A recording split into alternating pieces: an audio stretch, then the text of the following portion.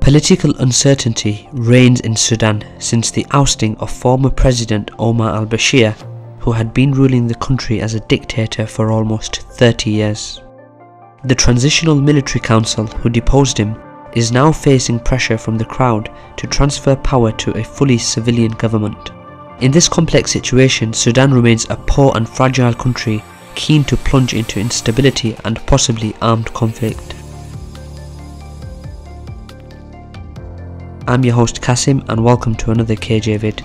In this video we will discuss the recent military coup in Sudan, but just before we begin, please don't forget to support us on kjvids.co.uk by subscribing to our membership plan.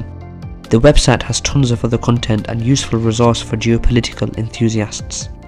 This will also help to keep us politically and financially independent.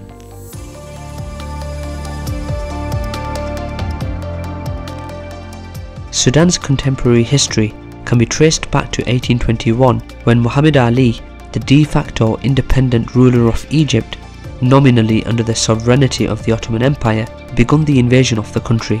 His descendants continued the expansion southwards, ultimately occupying nearly all of Sudan. When Egypt fell in the sphere of influence of the British Empire in 1882, Sudan followed it. Just 1 year before, a preacher named Muhammad Ahmad had proclaimed himself the Mahdi, the Guided One, a term indicating a messiah who would save and restore the true Islamic faith. He started a revolt against the government and met some initial success, establishing a practically independent Sudan based on the principle of Sharia. However, his successes were ultimately defeated by the British forces in 1898. The following year, an agreement between the British and the Egyptians established a joint control over Sudan, but in practice the country fell under London's colonial rule. This was largely motivated by geopolitical considerations. Firstly, the British feared that their projects in Africa would be threatened if Sudan fell under the influence of France or another power. Secondly, they did not want to lose control over the water flow of the Nile, which crosses Sudan before entering into Egypt. As a result, Sudan was under Anglo-Egyptian domination from 1898 to 1956, when it finally became independent. Still, as it often happened in the decolonization period, this did not bring political stability and substantial economic prosperity to the new country. There was a sensible divide between the relatively advanced Arab Muslim north and the less developed south, inhabited by black Africans of Christian or animist faith. When struggling to improve its economy, Sudan experienced various military coups until the one of 1989 that brought Omar al-Bashir to power. He established a one-party system centered on himself with no political freedom, a poor human rights record and links with jihadi groups. Sudan was an isolated and underdeveloped country with little prospects for improvement and which experienced several armed conflicts. Among these, one of the most important started in 2003 when an uprising began in the Darfur region. As a matter of fact, the local non-Arab population felt discriminated in favour of the Arab majority, which reflects the long-standing divide in Sudanese society that was mentioned before. The conflict has caused a non-specified number of casualties, which nevertheless reached the thousands and is still practically unresolved today. Severe violations of international humanitarian law were committed, and the International Criminal Court even indicted al-Bashir himself. Another decade-long conflict, similarly linked to ethnical differences between the north and the south, but also to the presence of important oil fields in the latter, culminated with South Sudan's secession in 2011. The situation for al-Bashir's regime became unsustainable from December 2018, when large-scale protests erupted against the government's decision to increase the price of basic goods in an attempt to counter the disastrous financial economic situation of the country. The authorities initially tried to repress the movement, but on April 11, 2019, a military coup ousted al-Bashir and power was given to the Transitional Military Council. However, this did not calm the people. On the contrary, many protested against the presence of these three generals who were known for their Islamist ideals and for their proximity to the al-Bashir regime, and demanded an immediate transition to a fully civilian rule. The three generals have all resigned, but the crowd continues to call for a civilian government and the situation remains uncertain.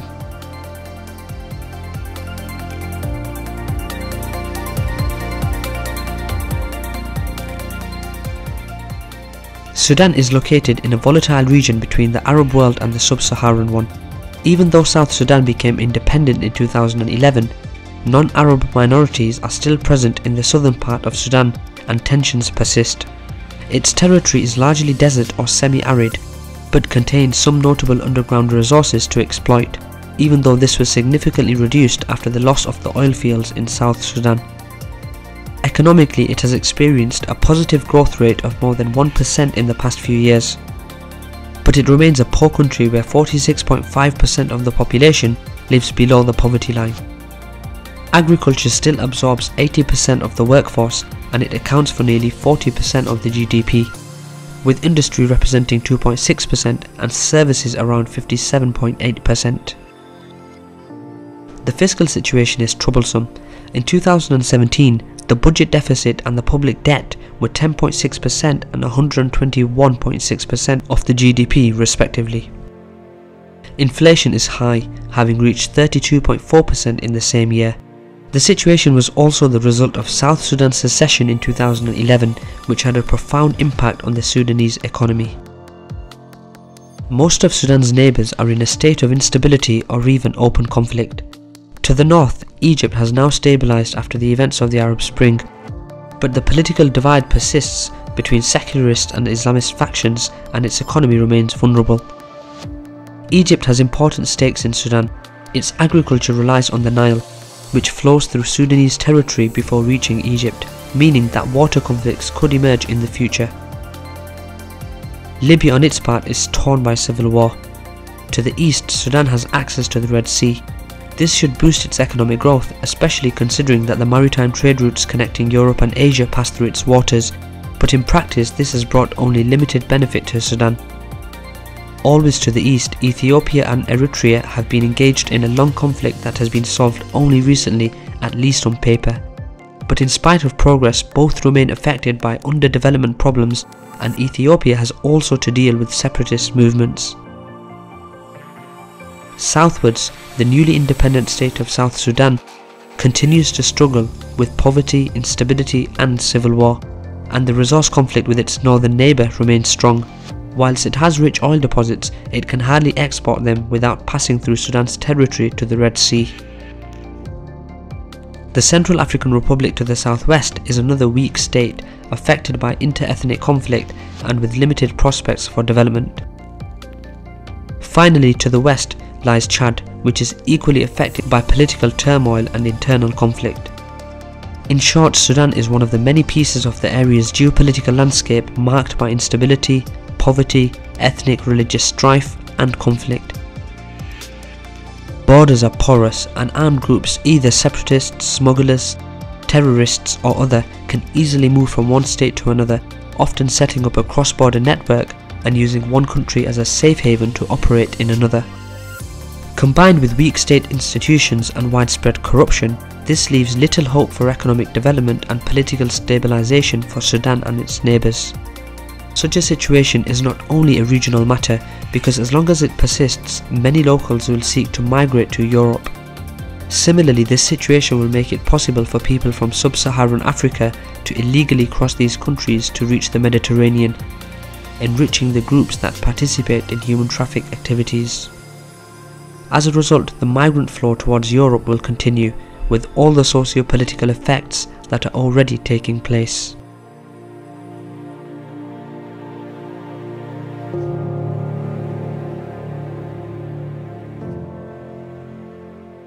Now that al-Bashir has been ousted, there is great uncertainty over the future course of Sudanese politics. The protesters seem determined to obtain a swift transition to a fully civilian government, and also to prevent the Islamist forces to take power.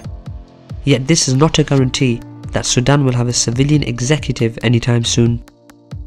Such bottom-up protests can easily be deviated by opportunistic politicians, and in any case the new president could be another strongman backed by the military or turn into one. In the worst case scenario, the opposition between different political groups could even result in a fully fledged civil war.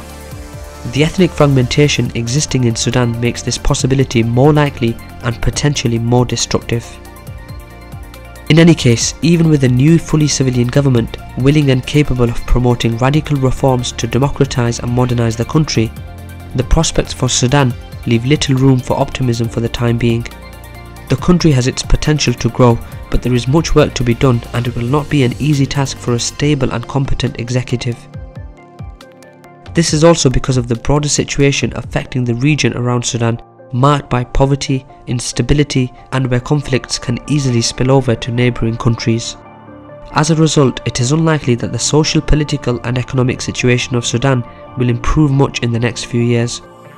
This will require stability, sound policies, investments and international assistance, and creating the right conditions is a complicated endeavour. In the short term, the first thing to monitor is what political situation will ultimately emerge in the aftermath of the recent coup and the following protests, as this could be either the first step towards Sudan's stabilisation or towards its complete collapse as a state.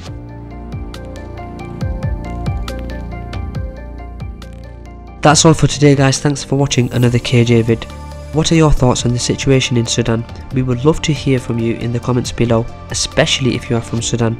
Please don't forget to subscribe to our YouTube channel and also become a member on our website kjvids.co.uk. This would significantly help our channel. Thanks for watching again and see you next time.